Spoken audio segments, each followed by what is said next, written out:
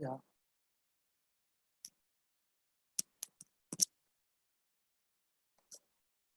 Yeah. Hi guys. Good morning.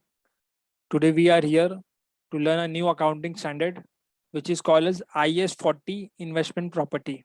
Okay. So again, जो normally अपन करते हैं, first अपन देखेंगे definition. Okay. So let's see investment property क्या होता है.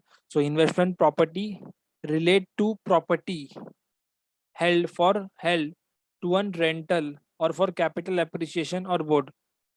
इन्वेस्टमेंट प्रॉपर्टी मतलब का कोई भी प्रॉपर्टी मीन्स कोई भी एसेट्स है जो कि अपन ने हेल्ड किया है, रखा है, उसे क्या करने के लिए रखा है, ताकि उसे अपन रेंट पे दे सके या फिर उसकी वैल्यू अप्रिशिएट होएगी, इसके लिए अपन ने उसे रखा है, तो उसे क्या बोलेंगे अपन, इन्वेस्टमेंट प्रॉपर्टी. डेफिनेशन देख लिया. Let's move to an example. से कुछ एग्जांपल्स देखते हैं अपन इन्वेस्टमेंट प्रॉपर्टी के क्या है. तो से लैंड हेल्ड फॉर, कोई अपन ने लैंड रखा है क्योंकि फॉर कैपिटल अप्रिसिएशन, कोई लैंड रखा है जिसकी आपको लगता है कि इसकी वैल्यू अप्रिशिएट होगी, दैट्स व्हाई उसे उसे अपन किस पे ट्रेड करेंगे, अंडर IS 40 इन्वेस्टमेंट प्रॉपर्टी के अंदर ट्रेड करेंगे. हाँ क्या, IS 16 property plant and equipment के अंदर नहीं ट्रेड करेंगे, IS 40 इन्वेस्टमेंट प्रॉपर्टी के अंदर ट्रेड करेंगे. क्यों ट्रेड करेंगे, क्योंकि अपन ने इसे रखा क्या पर्पज से लिए, कैपिटल अप्रिसिएशन के पर्पज से रखा. अगर अपन इसे लैंड को प्रोडक्शन, अपने जो अपना बिजनेस मॉडल है, लेट्स से कि अपन जो भी मैन्युफैक्चरिंग करते हैं, अगर अपन ने समझ लो वो लैंड, ये लैंड अपन ने रखा था अपने बिजनेस मॉडल को सपोर्ट करने के लिए, मतलब मैन्युफैक्चरिंग पर्पस करने के लिए, अपने अपने प्रोडक्ट और सर्विस प्रोवाइड करने के लिए, तो अपन इसमें किसमें ट्रेड करते थे, IS 16 property plant and equipment में. बट अप्रिशिएशन क्या रखा है कि इसकी वैल्यू अप्रिशिएट होगी, तो उससे मुझे क्या फ्यूचर में गेन होगा, इसलिए रखा है. तो ये क्या किसके अंदर डील करेंगे, IS 40 इन्वेस्टमेंट प्रॉपर्टी में डील करेंगे. ओके.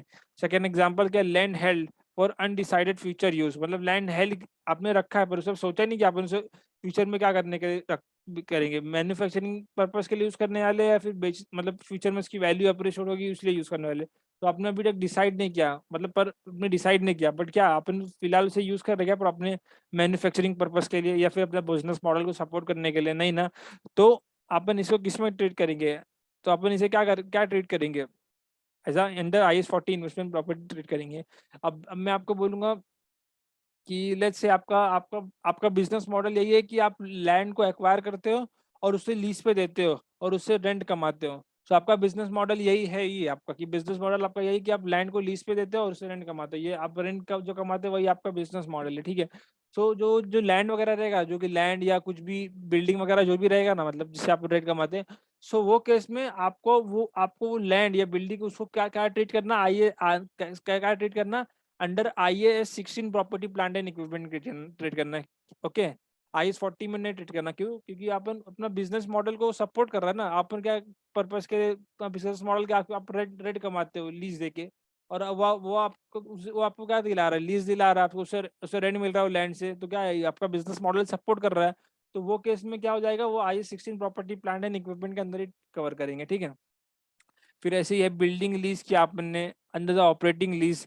ये बिल्डिंग को लीज क्या, ऑपरेटिंग लीज में आपका बिजनेस मॉडल ये नहीं कि आपका बिजनेस मॉडल ये नहीं कि आप एसेट को लीज पे देते हो. अगर आपका एसेट का बिजनेस मॉडल अगर आपका ये है कि आप लीज पे ही प्रॉपर्टी देते हो, आपका बिजनेस मॉडल ही ये है, तो आप इसे property plant and IS 16 property plant and equipment के अंदर ट्रीट करोगे, not IS 40 investment property. Okay. But इधर पे मैं अज्यूमिंग कि ऑपरेटिंग लीज, आपका जो बिजनेस मॉडल है वो ऑपरेटिंग लीज नहीं है, आप लीज पे प्रॉपर्टी नहीं देते हो. वो तो आपके पास इसको अपन इसलिए रखा ही है कि इसको आप लीज पे देंगे, मतलब इसकी वैल्यू अप्रिशिएट होगी या इसका आप लीज पे देंगे. ये आप बिजनेस मॉडल क्या होता है, लेट्स से देखिए.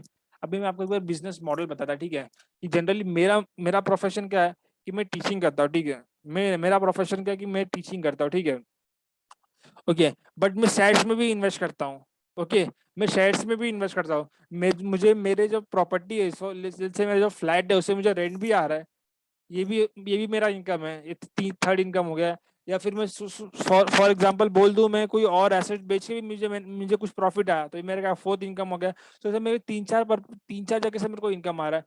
बट मेरा एक्चुअल बिजनेस मॉडल क्या है मेरा, कि मैं टीचिंग करता हूँ. मेरे को टीचिंग से जो इनकम आएगा ना, वो मैं क्या बोलूंगा, मेरे बिजनेस मॉडल से मेरे को इनकम आ रहा है. बट अगर मैं कोई शेयर बाय सेल कर रहा हूँ ना, तो वो क्या कर रहा है, वो मेरा साइड इनकम है, मतलब वो मेरा बिजनेस मॉडल नहीं है मेरा, और बिजनेस मॉडल नहीं है तो वो IS 16 में प्रॉपर्टी प्लांट एंड इक्विपमेंट में कवर नहीं होगा. या फिर मेरे को कोई फ्लैट से मेरे को से रेंट आ रहा है, बट मेरा तो क्या मेरा बिजनेस मॉडल है कि मैं फ्लैट से रेंट, मेरा पर्पस ये है क्या, रेंट उससे रेंट कमाने का, मतलब मेरा मेरा बिजनेस मॉडल क्या है कि मैं टीचिंग करता हूँ, मेरे को टीचिंग से जो भी इनकम आएगा ना, वो क्या है मेरा, वो क्या है मेरा, वो मेरा बिजनेस मॉडल है। और उससे मेरे को जो भी इनकम आएगा वो मैं किसमें ट्रेड करूंगा, एज माई मतलब मेरा बिजनेस मॉडल का इनकम आएगा वो, ठीक है। तो लेट्स से मेरे पास मेरा लैपटॉप है, क्या टीचिंग करने के लिए मेरे पास मेरा लैपटॉप है, तो ये जो मेरा लैपटॉप है इसे मैं IS 16 property plant and equipment में ट्रेड करूंगा। क्यों? क्योंकि इससे मैं क्या कर रहा हूँ, मेरे बिजनेस मॉडल को सपोर्ट करने के लिए हेल्प कर रहा हूँ। बट मेरे पास फ्लैट है और फ्लैट से मेरे को रेंट आ रहा है, सो रेंट मैंने भले दिया है बट वो मेरा बिजनेस मॉडल नहीं है। सो उसे क्या करूंगा मैं, IS 40 इन्वेस्टमेंट प्रॉपर्टी के अंदर ट्रेड करूंगा, ठीक है। तो अपन ने एग्जांपल्स भी देख लिए। लेट्स अब अपन देखेंगे कि कौन कौन से केसेस में क्या क्या चीज को अपन इन्वेस्टमेंट प्रॉपर्टी नहीं बोलते, ठीक है। कौन कौन से चीजें, जैसे जो मैंने एग्जांपल दिया ना, वो सेम एग्जांपल इधर पे ही है। हाँ क्या, वो जो सेम एग्जांपल है ना, वो मैंने अभी जो मैंने एग्जांपल दिया सेम सब इधर पे ही है। तो तभी भी एक बार रेड कर लेते हैं। The following are not a investment property. जो फॉलोइंग सब कितना है, 1 2 3 4 5 जो दिए ना, ये 5 क्या इन्वेस्टमेंट प्रॉपर्टी नहीं है, ठीक है। सो फर्स्ट क्या है कि property held for use in production और supply of goods and services. तो मैंने क्या अभी एग्जांपल दिया कि मेरा जो लैपटॉप है उसका मैंने एग्जांपल दिया था, टीचिंग पर्पस के लिए मेरा लैपटॉप है। तो ये समझ लो प्रॉपर्टी के बदले क्या है, लैपटॉप। तो laptop held for use in production और supply of goods and service. मैं सर्विस सप्लाई कर रहा हूँ टीचिंग पर्पस के लिए। तो ये क्या है, इसको मैं किस में कवर करूंगा, IS 16 property plant and equipment में कवर करूंगा, ठीक है। या फिर मैं बोलूंगा property held for sale in the ordinary courses of business in the process और construction of the development for sale. Let's say मेरा कुछ मैन्युफैक्चरिंग का काम है, ठीक है। मतलब अब मैं क्या कर रहा हूँ, टीचिंग कर रहा हूँ। तो टीचिंग में कुछ जनरली इन्वेंटरीज तो होते नहीं है, तो मैं इसके लिए कोई और एग्जांपल अपने को देखना पड़ेगा। सो लेट्स से मेरा मैन्युफैक्चरिंग का काम है, मैं ना क्या फैन मैन्युफैक्चर हूँ, ठीक है। मैं क्या करता हूँ, फैन मैन्युफैक्चर करता हूँ। तो उसके लिए जो भी मेरा इन्वेंटरीज रहेगा ना, फॉर एग्जाम्पल जो मेरे मोटर, उसका फैन फैन का जो मोटर होता है ना, मोटर, वो मेरा क्या है, इन्वेंटरीज हो गया। तो वो क्या, वो जो इन्वेंटरीज है वो मेरा किस लिए रखा है मैंने, वो मोटर मेरे पास किस लिए, ताकि मैं मेरे बिजनेस मॉडल को क्या करूँ, सपोर्ट कर सकूँ, मैं मैन्युफैक्चरिंग कर सकूँ। इसलिए तो उसको मैं क्या किस में कवर करूंगा, IS 2 इन्वेंटरीज में कवर करूंगा, IS 40 इन्वेस्टमेंट प्रॉपर्टी में नहीं कवर करूंगा। अब थर्ड क्या है, प्रॉपर्टी बीइंग कंस्ट्रक्टेड और develop on behalf of third party. Okay, अब ये केसेस में क्या होगा, लेट्स से मैं कंस्ट्रक्शन हूँ, ठीक है। मेरा कंपनी क्या है, लेट्स से मैं बिल्डर हूँ, ओके। बिल्डर, बिल्डर आपको नहीं समझेगा। लेट्स से मैं मेरा अंबुजा सीमेंट होता है ना, अंबुजा सीमेंट, ये मेरा सीमेंट का बिजनेस है, ठीक है। और मैं क्या करता हूँ, जनरली बिल्डिंग को कंस्ट्रक्ट करता हूँ, ओके। और वो बेच देता हूँ, बिल्डिंग को कंस्ट्रक्ट करता हूँ और वो बेच देता हूँ। तो अब मेरा ये क्या है, मेरा बिजनेस मॉडल ही ये है कि मैं बिल्डिंग को कंस्ट्रक्ट करता हूँ और उसे बेचता हूँ मैं। ये मेरा बिजनेस मॉडल है, ठीक है। तो ये IS, ये किसमें कवर करेंगे, ये IFRS 15 रेवेन्यू में कवर करेंगे, ओके। क्योंकि ये जो मैं बिजनेस को बेच रहा ना, यही मेरा बिजनेस मॉडल ही है। तो से मेरे को कोई मेरे पास आया, बोला भाई मेरे को एक सेवन सेवन फ्लोर तक का बिल्डिंग मेरे को चाहिए, ठीक है। तो मैं उसे उसके लिए 7 फ्लोर का बिल्डिंग कंस्ट्रक्ट करूंगा और देन उसे बेच दूंगा, उसे मतलब उसे सेल कर दूंगा, ठीक है। तो ये मेरा क्या है, ये मेरा बिजनेस मॉडल है। तो ये मैं किस में कवर करूंगा, IFRS 15 में कवर करूंगा, ठीक है। देन सेकंड क्या कि ओनर ऑक्यूपाइड का प्रॉपर्टी क्या समझ लो, ओनर ऑक्यूपाइड प्रॉपर्टी का मैं लेट्स से कि लेट्स से कि मैं मेरे प्रोफेशन का ही बात करता हूँ। मेरा प्रोफेशन था टीचिंग, तो मेरा प्रोफेशन टीचिंग है, ठीक है। ओके, सो बट मेरे पास ना एक 2 3 एम्प्लॉयज है, ठीक है। 2 3 एम्प्लॉयज है जो कि मेरा कैमरा रिकॉर्ड करते हैं, मेरा वीडियो चेक करते हैं, सब है, एडिटिंग वगैरह करते हैं। तो उन लोग फॉर एग्जाम्पल वो सब मेरा देखते हैं। तो जो 3 एम्प्लॉयज है ना, वो 3 एम्प्लॉयज के लिए ना मैंने ना एक और मेरा 2 फ्लैट है, एक फ्लैट से मेरे को रेंट आता है और एक फ्लैट है जो कि मैंने वो 3 एम्प्लॉयज को दिया है एज अ कि रहने के लिए, उनको सोने के लिए दिया, खाने पीने के लिए उसमें दिया, उस लोग उसमें रहते हैं। तो ये जो मेरा जो 3 एम्प्लॉयज है जो मेरे, ये जो मेरे फ्लैट में रहते हैं, ये क्या कर रहे हैं, ये जो जो जो सो वो जो फ्लैट है ना, जो 3 एम्प्लॉय मेरे फ्लैट में जो रह रहे हैं, वो जो फ्लैट को मैं किस में ट्रेड करूंगा, IS 16 property plant and equipment में ही ट्रेड करूंगा। क्यों? क्योंकि जो वो फ्लैट है ना, वो मेरे बिजनेस मॉडल को सपोर्ट कर रहा है। क्योंकि मेरे एम्प्लॉय है ना, मेरे एम्प्लॉय किसको सपोर्ट कर रहा है, एम्प्लॉय क्या चाहिए, मेरे बिजनेस के लिए चाहिए मेरे को, मेरे प्रोफेशन के लिए चाहिए मेरे को, मेरे टीचिंग सर्विस के लिए चाहिए मेरे को। और वो एम्प्लॉय फ्लैट में रह रहे हैं, तो जो फ्लैट है ना, उसे मैं क्या ट्रीट करूंगा, IS 16 property plant and equipment के अंदर ट्रीट करूंगा, ठीक है। क्यों? ओके, देन क्या है, property lease to another entity under the finance lease. अगर मैंने एक समझ लो जो हाँ, मैंने आपको क्या बोला, 2 फ्लैट है मेरे पास। एक है मेरे पास जो कि मैं मेरे एम्प्लॉयज लोग रहते हैं, ठीक है। और सेकंड मेरे पास फ्लैट है जो मैंने रेंट पे दिया है। जो मैंने रेंट पे दिया, ठीक है, रेंट पे दिया मतलब उसे कैसा रेंट पे दिया। अगर मैंने ऑपरेटिंग लीज पे दिया मतलब वो सिर्फ उससे क्या मेरे को आ रहा है, सिर्फ बोलूँगा हर महीने महीने मेरे को रेंट भेज रहे। अगर वो मैंने ऑपरेटिंग लीज पे दिया है मेरे को, मैंने उनको, तो वो मैं किसमें कवर करूंगा, IS 40 investment property plant and equipment पे कवर करूंगा। बट अगर उसको मैंने फाइनेंस लीज के बेसिस पे दिया, फाइनेंस लीज के पर्पज पे दिया है, तो मैं उसे किसमें कवर करूंगा, IFRS 16 लीज में कवर करूंगा, ठीक है। जो कि अपन बाद में पढ़ेंगे, IFRS 16 में बाद में पढ़ाऊंगा आपको, मेरे लेटर वीडियोस में पढ़ाऊंगा। पर इतना याद रखना कि अगर मैंने वो लीज पे दिया है, अगर वो लीज मेरा ऑपरेटिंग लीज पर्पज के लिए दिया है मैंने, तो मैं इन्वेस्टमेंट प्रॉपर्टी में कवर करूंगा। अगर वो मैंने लीज ऑपरेटिंग लीज पे नहीं दिया, फाइनेंस लीज पे दिया है, ठीक है, तो मैं उसे कवर करूंगा अपने IFRS 16 लीज लीज में कवर करूंगा, ठीक है। एक सेपरेट स्टैंडर्ड है लीज का, उसमें कवर करूंगा, ठीक है। और इधर मैंने एग्जांपल भी दिया कि property that is rented out to employ deem to be owner occupied and therefore can not be classified as investment property. Okay, तो मैंने ऑलरेडी आपको इसका एग्जांपल दे दिया। तो अपन ने देख लिया कि कौन कौन से सर्कमस्टेंसेस में, सॉरी, कौन कौन से प्रॉपर्टी को अपन इन्वेस्टमेंट प्रॉपर्टी नहीं बोल सकते, ठीक है। कौन कौन से प्रॉपर्टी या एसेट्स को अपन इन्वेस्टमेंट प्रॉपर्टी नहीं बोल सकते। तो अपन ने ये कितना है, 5 अपन ने देख लिया, ठीक है। कुछ डाउट भी, अगर आपको कुछ डाउट भी है स्टिल, अगर आपको कुछ डाउट है तो मैं मेरे यूट्यूब के डिस्क्रिप्शन, मेरे चैनल के डिस्क्रिप्शन में मेरा व्हाट्सअप नंबर रहता, आप उस पर मेरे को डायरेक्टली मैसेज भी कर सकते हो और मैं आपको रिस्पॉन्ड करूंगा अकॉर्डिंगली, ठीक है। अगर अगर स्टिल आपको कुछ समझा नहीं है, कुछ आपको स्पेसिफिकली डाउट है, ओके। देन अपन क्या देखेंगे, अब अपन देखेंगे मेजरमेंट बेसिस। अपन क्या देखेंगे, मेजरमेंट। IS 40 इन्वेस्टमेंट प्रॉपर्टी को कैसे मेजर करते हैं, हर अकाउंटिंग स्टैंडर्ड में दिया गया, हर अकाउंटिंग स्टैंडर्ड को अप्लाई करना देता, तो अपन IS 40 इन्वेस्टमेंट प्रॉपर्टी को कैसे करेंगे, अप्लाई करेंगे, तो वही है मेजरमेंट बेसिस, ठीक है। सो लेट्स सी ऑन रिकग्निशन। एक मिनट मुझे पानी पीने दो।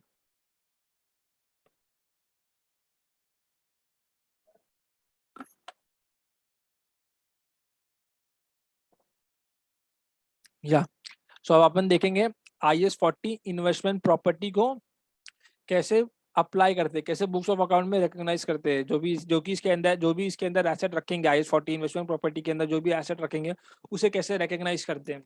अब अपन ये देखेंगे, ठीक है, मेजरमेंट, उसको कैसे मेजर करते हैं, कैसे रिकॉग्नाइज करते हैं। तो फर्स्ट क्या लिखा है, on recognition investment property is recognise at cost. So initially अपन इन्वेस्टमेंट प्रॉपर्टी, जो भी एसेट रखा अपन ने इन्वेस्टमेंट प्रॉपर्टी के अंदर, वो सब एसेट्स को अपन इनिशियली, हाँ इनिशियली कैसे रिकॉग्नाइज करते हैं, एट कॉस्ट पे रिकॉग्नाइज करते हैं। कैसे, एट कॉस्ट पे रिकॉग्नाइज करते हैं, ठीक है, एट कॉस्ट पे रिकॉग्नाइज करते हैं, ठीक है।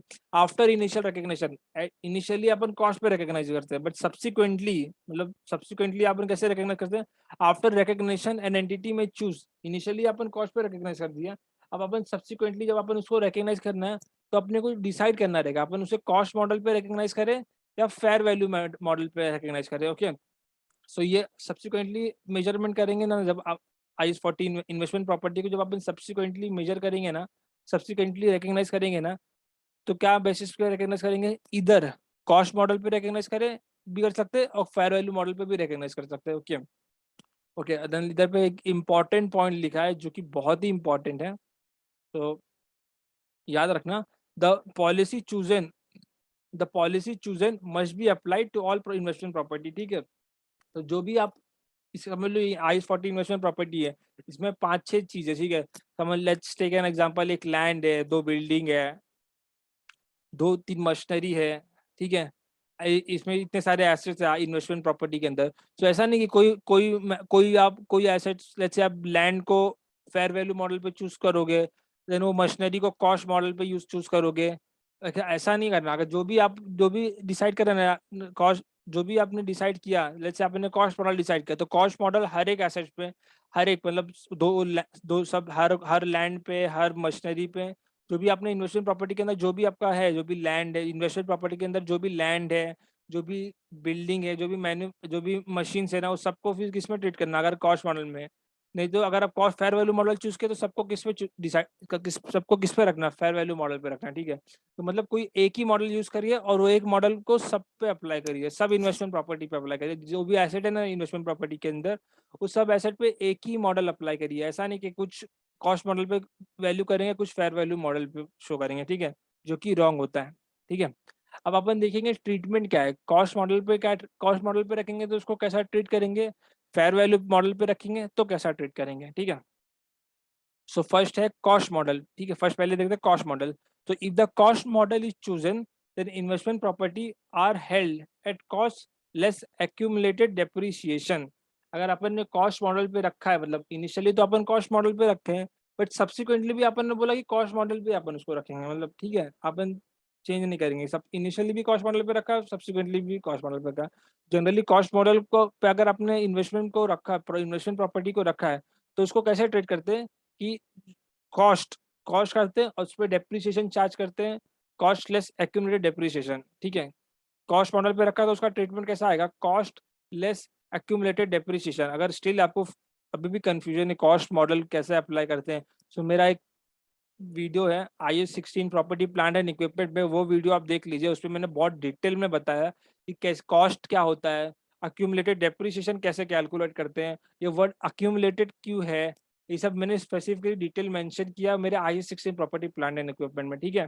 तो अभी मैं इससे अगेन डिस्कस नहीं कर रहा हूँ, ठीक है। तो अगेन हम रिपीटिंग, कॉस्ट मॉडल पर अगर अपन इन्वेस्टमेंट प्रॉपर्टी रख रहे हैं तो उसको कैसे वैल्यू करते हैं, उसको उसकी वैल्यू कैसे करते, उसको वैल्यू कैसे करते हैं, तो उसका जो भी कॉस्ट रहेगा, कॉस्ट उसको जो भी लेट्स से जो भी उसका परचेज प्राइस रहेगा वो भी उसका कॉस्ट हो जाएगा। तो कॉस्ट लेस उसको डेप्रिशिएट करते हैं, उसको एसेट को क्या करते हैं, डेप्रिशिएट करते हैं, और कॉस्ट लेस डेप्रिशिएशन तो अपने को नेट लेट में क्या आएगा, वैल्यू आएगा, ठीक है। तो नेट वैल्यू आएगा, तो ये हो गया अपना cost model. And then second होता है fair value model, okay, fair value model. और हाँ, अगर IAS में अभी भी आपको बोलूंगा कि ये वीडियो देखने से पहले ना आप मेरा IAS 16 property plant and equipment देखिए, उसमें मैंने आपको ये भी डिस्टिंग्विश किया कि फेयर वैल्यू मॉडल क्या है, क्योंकि जनरली क्या था IAS 16 property plant and equipment में ना सब्सिक्वेंटली मेजरमेंट करने का दो रहता है, एक तो कॉस्ट मॉडल होता है और एक तो रीवैल्यूएशन मॉडल होता है। बट आप इधर देखेंगे ना, मतलब ये इन्वेस्टमेंट प्रॉपर्टी में इसमें सब्सिक्वेंटली वैल्यू करने के लिए दो मॉडल है, कॉस्ट मॉडल है और फेयर वैल्यू मॉडल है। इधर देखिए रीवैल्यूएशन मॉडल नहीं है, फेयर वैल्यू मॉडल है। क्यों नहीं है, क्योंकि दोनों में बहुत बड़ा डिफरेंस है, बहुत डिफरेंस होता है एक रीवैल्यूएशन मॉडल के अंदर और एक होता है फेयर वैल्यू मॉडल के अंदर, ये बहुत बड़ा डिफरेंस होता है। तो मैं एक शॉर्ट में आपको ये दोनों में डिफरेंस बता देता हूँ कि रीवैल्यूएशन मॉडल में क्या होता है कि अपन जो भी एसेट्स को रहता है ना, उसको रीवैल्यू कभी करते हैं जब अपने को लगे कि जो अमाउंट है, जो अमाउंट चेंज हो रहा है ना, वो क्या मटेरियल डिफरेंस, जो अमाउंट जो चेंज हुआ है ना वो मटेरियल अमाउंट से चेंज हुआ है, जो अमाउंट जो चेंज हुआ है ना रिवैल्यू करते, वो जो अमाउंट जो चेंज हुआ है ना वो मटेरियल अमाउंट से चेंज हुआ है, तो अपन उसे रीवैल्यू करते हैं। और जो फेयर वैल्यू मॉडल में क्या होता है ना, अपन हर साल के एंड में एसेट को रीवैल्यू करते हैं, डिस्पाइट द फैक्ट कि वेदर वो कितने अमाउंट से, वो $1 से भी चेंज हुआ रहेगा ना, तभी उसे अपन $1 से चेंज करते हैं। ये फेयर वैल्यू मॉडल में यही रहता है कि अपन ईयर एंड पे उसको हमेशा चेंज करते हैं, हमेशा उसको रिवैल्यू करते ही है। बट रिवैल्यूएशन मॉडल में हमेशा ईयर एंड में अपन रिवैल्यू नहीं करते उसको, उसे अपन रिवैल्यू करते कब, जब लगे कि अपना जो अमाउंट जो चेंज हुआ ना वो मटेरियल है। ये एक मैंने छोटा सा मैंने आपको डिफरेंस बता दिया। अब स्टिल आपको मैं सजेस्ट करूंगा कि आप मेरा वो IAS 16 property plant and equipment वाला वीडियो देखिए, उस पर मैंने डिटेल में कवर किया कि कॉस्ट मॉडल क्या होता है, रिवैल्यूएशन मॉडल क्या होता है, डिफरेंस क्या होता है, रिवैल्यूएशन मॉडल में क्या डिफरेंस होता है, फेयर वैल्यू मॉडल में क्या डिफरेंस होता है, क्यों एक्यूमुलेटेड डेप्रिसिएशन क्या होता है, डेप्रिसिएशन को भी एकदम डिटेल में कवर किया। तो आपको मैं रिकमेंड करूंगा आप वो वीडियो जरूर देखिए, ठीक है। तो अपन ने कॉस्ट मॉडल देख लिया, अब अपन देख रहे थे फेयर वैल्यू मॉडल के।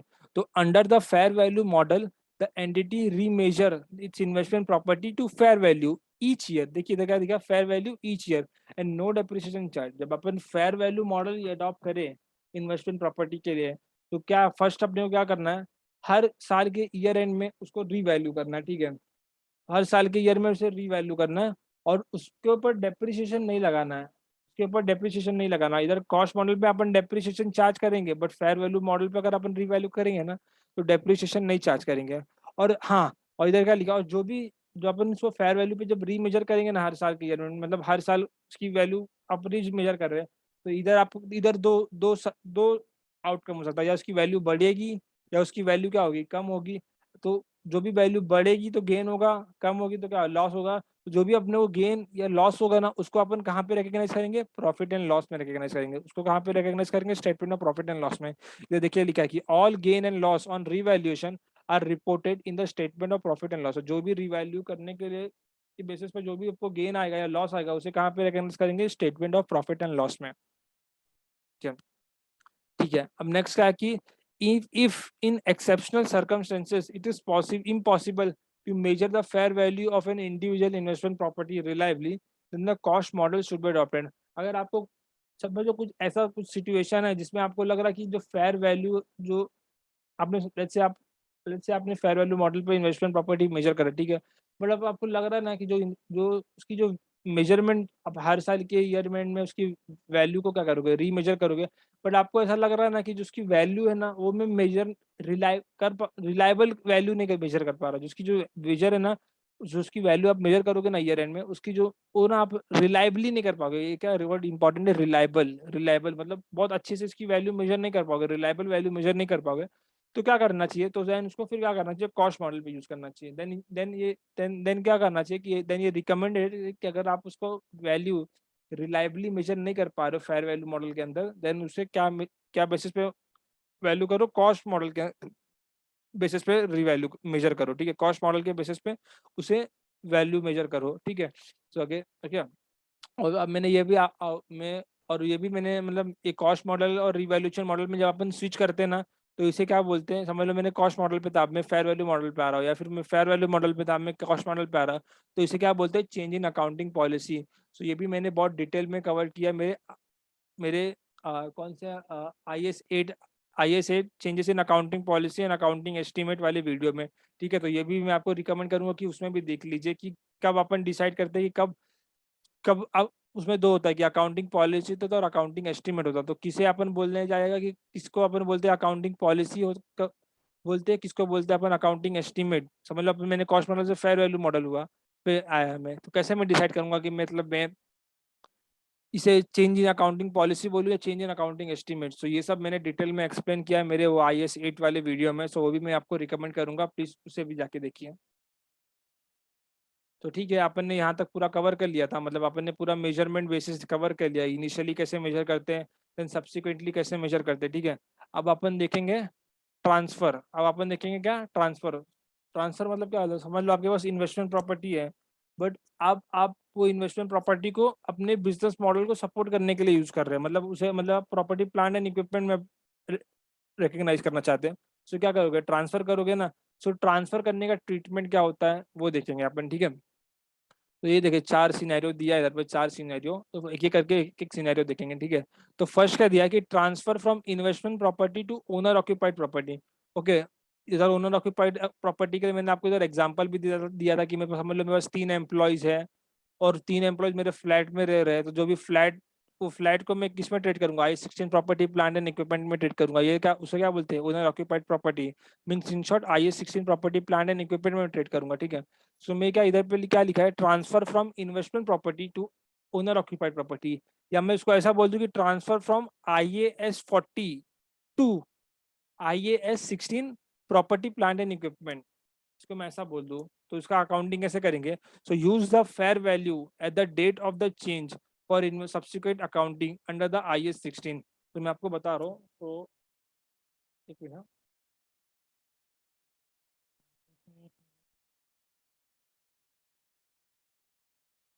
तो ठीक है, तो ट्रांसफर क्या कर रहे हैं, investment property to owner occupied property, मतलब अपन IAS 40 से किसमें ट्रांसफर कर रहे हैं, IAS 16 में, ठीक है। तो इसमें क्या लिखा है इधर पे कि use the fair value at the date of change for subsequent accounting under the IAS 16, ठीक है। तो पहले मेरे पास IAS जो मेरे पास एसेट्स था ना उसको मैं IAS 40 में रिकग्नाइज किया था, अब उसको मैं ना IAS 16 में ट्रांसफर कर रहा हूँ। तो मैं क्या करूंगा कि ट्रांसफर करने के पहले मैं वो एसेट को ना रीवैल्यू करूंगा, एसेट को ना मैं उसको फेयर वैल्यू मॉडल पर रीवैल्यू करूंगा उसको, और उससे मेरे को जो भी गेन लॉस होता है, जो भी उससे मेरे को रीवैल्यू करूंगा, तो उससे मेरे को जो भी गेन या लॉस होता है ना, वो मैं किसके बेसिस पे, तो जो भी गेन और लॉस होता है ना उसको मैं किस में कवर करूँ, कौन सा अकाउंटिंग पॉलिसी अडॉप्ट करूंगा वो गेन और लॉस को मैं रिकग्नाइज करने के लिए IAS 40। कौन सा IAS 40, ठीक है, क्योंकि मैं उसे, ठीक है। जब और फिर उसके बाद जब वो IAS 16 में ट्रांसफर होगा, तो उसके पहले मैंने क्या उसे फेयर वैल्यू मॉडल पे रीवैल्यू किया था, ठीक है, फेयर वैल्यू मॉडल पे रीवैल्यू किया था, मतलब फेयर वैल्यू पहले उसका फेयर वैल्यू पे रीवैल्यू किया था, उसको रीमेजर किया था। तो जो फेयर वैल्यू रहेगा ना, अब वो मेरा क्या हो जाएगा IAS 16 में, वो मेरा हो जाएगा कॉस्ट। जब मैं IAS 16 में जब उसको अब स्टार्ट कर रहा हूँ ना उसको रिकग्नाइज करना, जो फेयर वैल्यू रहेगा ना वो मेरा IAS 16 में जब वो आएगा ना, तो फेयर वैल्यू हो जाएगा मेरा कॉस्ट। ठीक है, तो अपन ने ये देख लिया। अब सेकंड देखेंगे, transfer from investment property to inventory. Transfer from investment property to inventory. So अब मैं बोलूँ आपको कि समझ लो, मैं एक मिनट इसको मैं कॉपी कर लेता हूँ।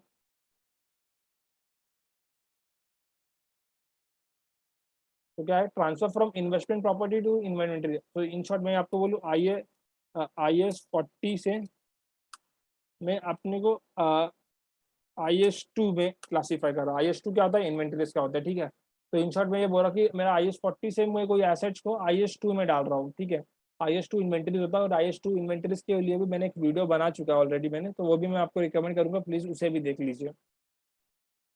ठीक है, सो तो इधर पे क्या लिखा है इसमें, use the fair value at the date of change for subsequent accounting अंदर IS 2 इन्वेंटरी। तो क्या है, दोनों का वर्डिंग देखिए ना, सेम है, सेम सेम ही दोनों में, दोनों सिनेरियो में सेम ट्रीटमेंट करना है। तो ये IS 40 जो भी इसके अंदर एसेट रहेगा ना, IS 40 के अंदर जब मैं इसे ट्रांसफर करूंगा ना IS 2 के उस पर, तो पहले मैं ना उसे रीवैल्यू करूंगा। रीवैल्यू करूंगा मतलब उसको फेयर वैल्यू पे रीवैल्यू करूंगा। और जो भी मेरे को, जब उसको मैं फेयर वैल्यू पे रीवैल्यू करूंगा, तो जो भी मेरे को गेन या लॉस आने वाला ना, उसको गेन और लॉस को मैं किसमें अकाउंटिंग करूंगा, IS 40 के बेसिस पे अकाउंटिंग कर दूंगा। ठीक है, और उसके बाद जब वो उसको फेयर वैल्यू पे जब मैं रीमेजर करूंगा, और देन उसको IS 2 में क्या करूंगा, ट्रांसफर करूंगा। तो फेयर वैल्यू पे मैंने उसको रीमेजर किया, अब उसे मैं IS 2 में ट्रांसफर कर रहा हूँ। तो जो फेयर वैल्यू रहेगा ना, वो मेरा क्या हो जाएगा, कॉस्ट हो जाएगा। वो क्या हो जाएगा, मेरा कॉस्ट होगा। तो एकदम सेम है, दोनों में सेम है। ठीक है, दोनों में सेम है, तो इन ओके, दोनों में सेम है। तो IS 2 में क्या करूंगा, जब मैं इसको फेयर वैल्यू को जब मैं ट्रांसफर करूंगा IS 2 के अंदर, वो एसेट्स को मैं जो फेयर वैल्यू पे रीमेजर किया था, अब उसे मैं IS 2 में ट्रांसफर कर रहा, तो फेयर वैल्यू मेरा बन जाएगा कॉस्ट। तो इनिशियली मैं उसको कॉस्ट पे रिकॉग्नाइज करूंगा एज पर द IS 2, और देन सब्सिक्वेंटली में IS 2 क्या बोलता है कि इसको मेजर क्या करना है, lower of cost and NRV. फिर वो एसेट को मैं सब्सिक्वेंटली मेजर करूंगा lower of cost and NRV. तो ये मैंने अभी जो बोला ना, lower of cost and NRV, आप ये भी अगर आपको आता रहेगा IS 2 तो अच्छी बात है, अगर नहीं भी आता रहेगा तो आप कंफ्यूज हो रहे हैं, तो मैं आपको स्टिल अगेन रिकमेंड करूंगा कि आप मेरा IS 2 के ऊपर जो मैंने इन्वेंट्रीज के ऊपर वीडियो बनाया ना, तो वो एक बार देख लीजिए, तो आपको अंडरस्टैंड होगा कि मैं क्या वर्डिंग जो यूज कर रहा हूँ, मैं lower of cost and NRV cube use कर रहा हूँ। ठीक है, देन है, देन थर्ड सिनेरियो क्या है, transfer from owner occupied property to investment property to be carried at fair value. ठीक है, अब ये बोल रहा है कि transfer from owner occupied property, transfer from owner occupied property to investment property to be carried at fair value. ठीक है, तो अभी इसमें, अब ये सिनेरियो में क्या हो रहा है, मैं ओनर ऑक्यूपाइड प्रॉपर्टी है उसको मैं इन्वेस्टमेंट प्रॉपर्टी में ट्रांसफर कर रहा हूँ। तो मतलब मैं क्या कर रहा हूँ, IS 16 से का एसेट को मैं किस पे ट्रांसफर कर रहा हूँ, IS 40 में ट्रांसफर कर रहा हूँ। ठीक है, तो अब मैं IS 16 से IS 40 में ट्रांसफर करूंगा ना, तो क्या करूंगा मैं, ये IS 16 का जो भी एसेट था ना, उसको पहले क्या करूंगा, फेयर वैल्यू पे रीवैल्यू करूंगा। क्या करूंगा, फेयर वैल्यू पे रीवैल्यू करूंगा। और जब मैं इसको फेयर वैल्यू पे रीवैल्यू करूंगा ना, जब मैं आई मतलब IS 40 के ट्रांसफर करने के पहले मैं उसे पहले रीवैल्यू करूंगा। क्या, कैसे रीवैल्यू करूंगा, IS 40 के बेसिस पे रीवैल्यू करूंगा। तो जब मैं उसे रीवैल्यू कर लूंगा ना, तो उससे मेरे को जो भी गेन और या लॉस आएगा ना, जो भी गेन या लॉस आएगा ना, क्योंकि मैंने उसको फेयर वैल्यू पे क्या किया, रीवैल्यू किया, तो मेरे को इधर गेन आएगा या लॉस आएगा। जो भी गेन और लॉस आएगा ना, वो मैं किसके बेसिस पे अकाउंटिंग, जो गेन और लॉस का मैं अकाउंटिंग कैसे करूंगा, IS 16 के बेसिस पे अकाउंटिंग करूंगा। किससे कैसे करूंगा, IS 16 के बेसिस पे अकाउंटिंग करूंगा। ठीक है, फिर जो फेयर वैल्यू रहेगा ना, उसको मैं ट्रांसफर कर दूंगा IS 40 में। तो जो फेयर वैल्यू रहेगा ना, वो हो जाएगा IS 40 के लिए कॉस्ट, और इनिशियली क्या हो जाएगा, वो IS 40 के लिए कॉस्ट। फिर सब्सिक्वेंटली जो भी मैं IS 40 में मेजर करूँ, कॉस्ट मॉडल या फेयर वैल्यू मॉडल, वो बाद में डिपेंड करता है। बट क्या हो जाएगा, वो IS 40 के लिए बाद में जो फेयर वैल्यू क्या हो जाएगा, कॉस्ट हो जाएगा। ठीक है, और जो भी मेरे को गेन और लॉस आएगा, जब मैं IS 16 से IS 40 में ट्रांसफर करने के लिए रिवैल्यू करूंगा, उसका गेन और लॉस को मैं कैसे अकाउंटिंग करूंगा, एज पर IS 16, जो कि किसमें रिकॉग्नाइज करते हैं गेन और लॉस। IS 16 क्या बोलता है कि गेन और लॉस किस पे रिकॉग्नाइज करते हैं, अदर कॉम्प्रिहेंसिव इनकम में। ठीक है, और IS 40 क्या बोलता है, IS 40 क्या बोलता है कि गेन और लॉस जो भी आता है जब एसेट को रिवैल्यू करते हैं, तो गेन और लॉस कहाँ रिकॉग्नाइज करते हैं, statement of profit and loss में। तो ये बहुत बड़ा डिफरेंस है दोनों IS 40 और IS 16 में, जो कि आपको ध्यान में रखना चाहिए। अब ओके, अब क्या बचा लास्ट में, transfer from inventory to investment property to be carried at fair value. ठीक है, अब ये भी एक बार देख लेते हैं।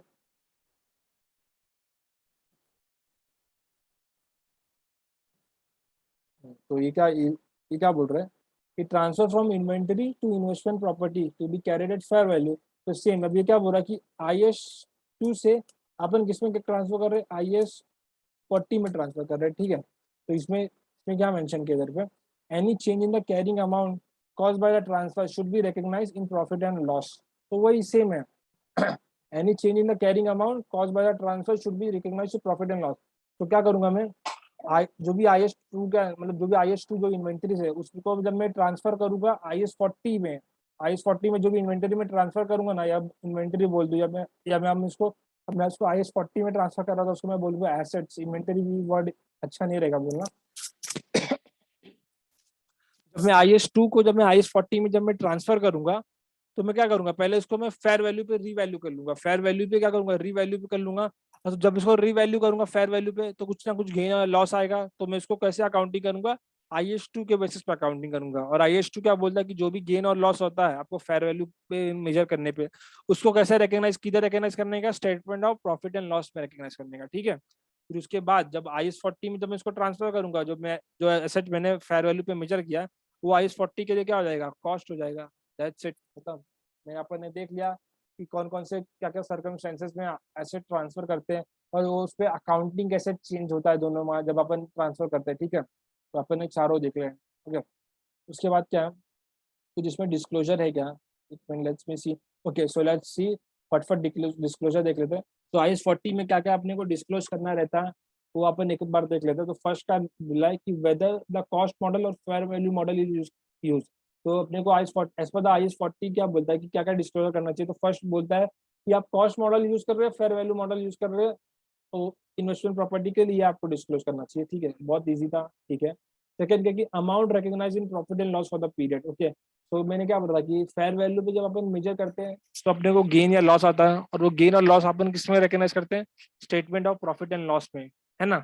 तो जब उसको statement of profit and loss में रिकॉग्नाइज करेंगे, तो अपने को डिस्क्लोज करना रहता है कि कितना अमाउंट अपन ने रिकॉग्नाइज किया प्रॉफिट और लॉस में एज पर IS40।